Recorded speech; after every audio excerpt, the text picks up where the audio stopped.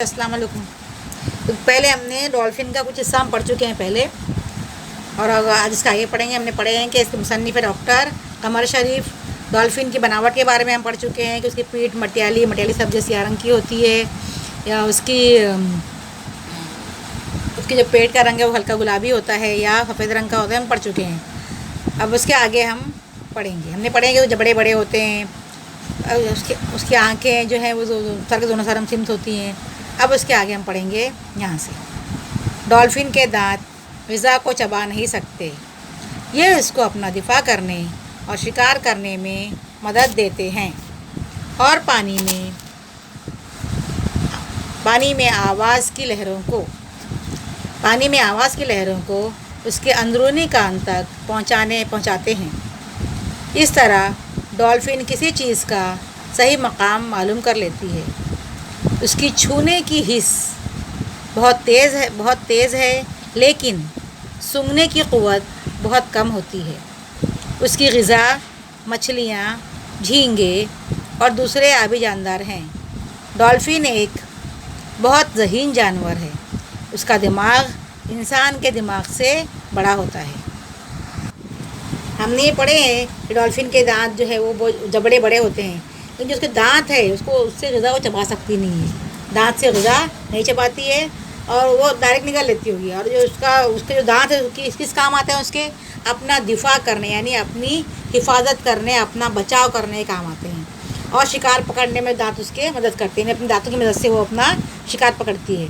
और जो पानी में आवाज़ की लहरें हैं, उसके जो लहरों की जो आवाज़ है उसकी वो अंदरूनी कान तक यानी कान तक पहुँचाती है। यानी वो अपने जबड़ों की मदद से वो सुन सकती है। आवाज़ की लहरें उसके कानों तक जाती हैं और वो सुन सकती है। तो इस तरह डॉल्फिन को किस चीज़ का जो सही मकाम है, अब जैसे कहते हैं हमको आवाज़ आती है, कोई देता है आवाज़ तो हम मुड़कर देखते हैं, जहाँ से आवाज़ आती है हम वहाँ देखते हैं। तो इसको भी जो आवाज़ आती है तो ये हर जो चीज़ है जो उसका सही मकाम वो मालूम कर सकता है, क्योंकि लहरों के ज़रिए से आवाज़ आती है। तो कोई चीज़ का मकाम, कोई चीज़ कहाँ है वो मालूम कर सकती है। उसकी छूने की हिस्स बहुत तेज़ होती है। ज़रा सा टच हो जाए उसको तो उसको एहसास होता है, लेकिन सूंघने की क़ुव्वत उसकी बहुत कम होती है। उसको खुशबू या बदबू का ज़्यादा एहसास नहीं होता है, जल्दी उसकी समझ में नहीं आती है। उसकी सूंघने की तो क़ुव्वत बहुत कम है।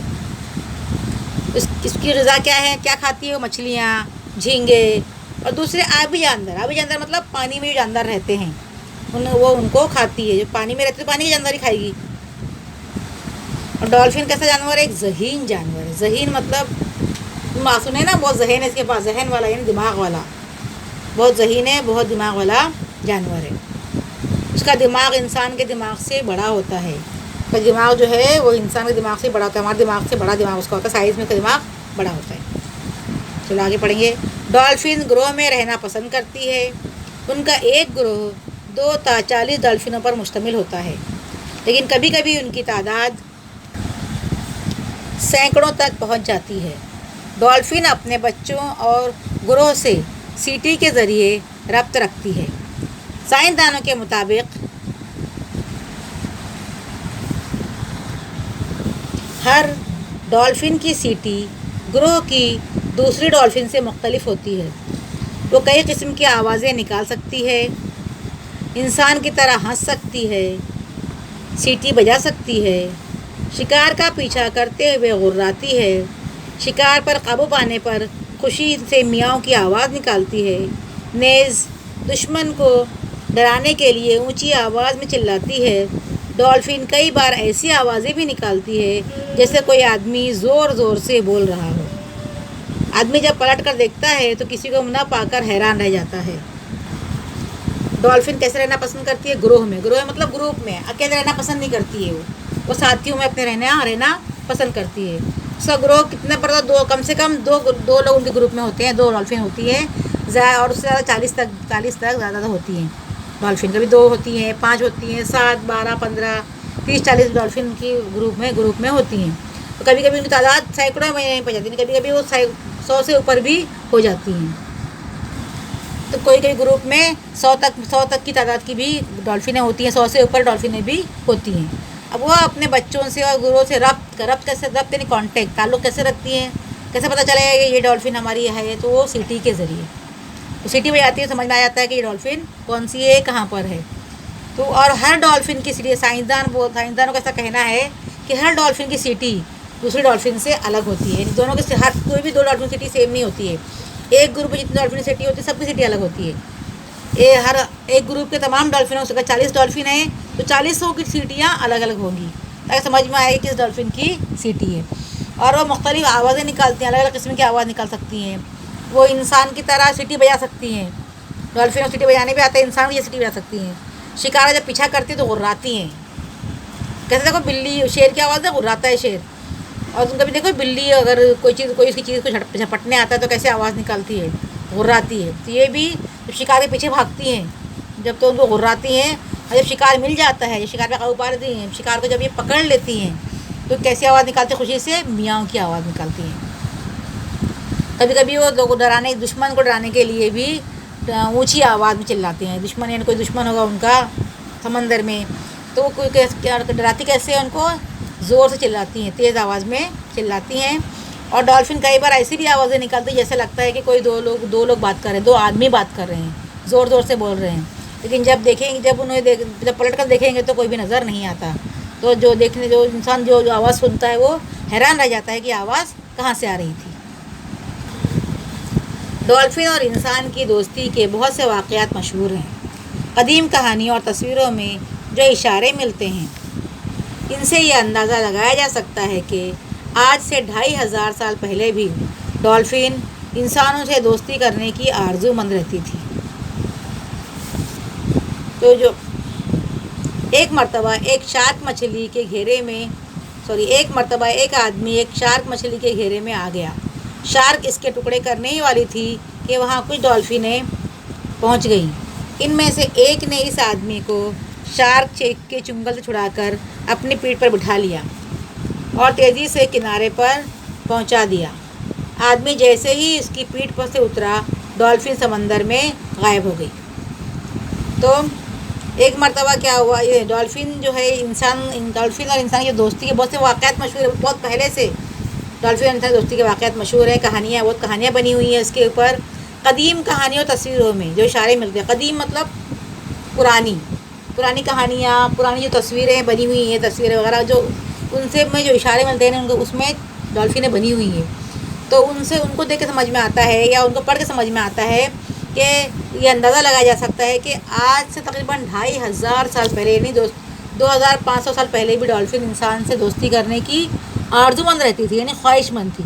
मतलब डॉल्फिन को इंसान से दोस्ती करना पसंद था।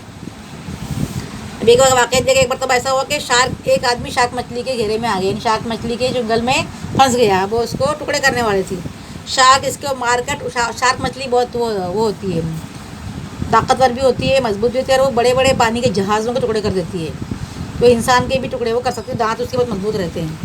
तो वो उस आदमी टुकड़े करने वाली थी कि वहाँ फ़ौरन कुछ डॉल्फिनें पहुँच गई और एक डॉल्फिन ने उस आदमी को उसके चुंगल से छुड़ा लिया, मतलब शार्क मछली से उसको बचा लिया और उसको अपनी पीठ पर बिठाकर वो तेज़ी से कहाँ तक लेकर आई, किनारे तक लेकर आई। और जब वो आदमी उसकी पीठ से उतरा, पीछे मुड़कर देखा तो वो गायब हो गई। ठीक है, अब इसके पढ़ेंगे। तो इस तरह डॉल्फिन जो है वो इंसानों की दोस्ती की, हमेशा इंसानों दोस्ती से दोस्ती करने की वो ख्वाहिश करती थी, ख्वाहिशमंद रही। एक दफ़ा की बात है, फ्लोरिडा अमेरिका के समुद्री किनारे से एक खातून को समंदर की ज़बरदस्त लहरें बहा कर ले गईं। कुछ लम्हों तक उसने अपनी जान बचाने की कोशिश की। अचानक उसे ऐसा लगा जैसे कोई गिलगिली सी चीज़ उसे किनारे की तरफ ढकेल रही है।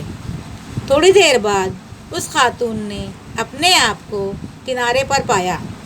बाद में उसने पीछे मुड़कर देखा तो एक चमकदार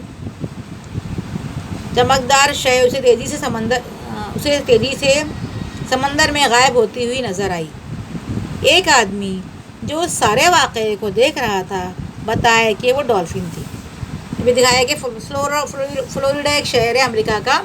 तो एक दफ़ा ऐसा हुआ कि अमेरिका के समुद्री किनारे पर, फ्लोरिडा किनारे पर एक खातून यानी एक औरत वो गई हुई समुद्र के किनारे घूमने के लिए। तो उसकी जो पानी में गए तो उसको ज़बरदस्त लहरें, पानी की ज़बरदस्त, समुद्र में तेज़ लहरें उठती है ना। तो तुम जूहू गए हो कभी? जूहू में भी बहुत लहरें उठती हैं। तो ज़बरदस्त लहरें, पानी की तेज़ लहरें उसको बहाकर ले गईं। अब कुछ लम्हा तक उसने बहुत कुछ देर से कोशिश की अपना बचाने की, हाथ पैर मारी, लेकिन वो अपने को बचा नहीं पाई।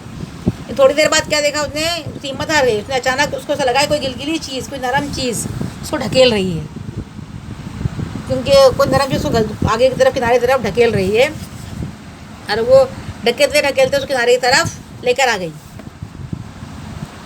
तो उस वो औरत किनारे की तरफ पहुंच गई और बाद में से पीछे मुड़कर देखा तो उसको कुछ दिखाई नहीं, एक चमकदार चीज़ दिखाई दी। खाली उसको चमकदार चीज़ नज़र आई जो समंदर में तेज़ी से समंदर में गायब होती नज़र आई। यानी उसको ऐसा लगा कि एक बहुत चमकदार चीज़ थी जो तेज़ी से फास्ट एकदम समंदर में चली गई। अब उसको नहीं मालूम था कि क्या हुआ, कौन था वो। तो एक आदमी जो था वो किनारे पर सब देख रहा था क्या हो रहा है। तो उसने उस औरत को बताया कि वो डॉल्फिन थी। तो उसको समझ में आया कि डॉल्फिन ने उसकी जान बचाई।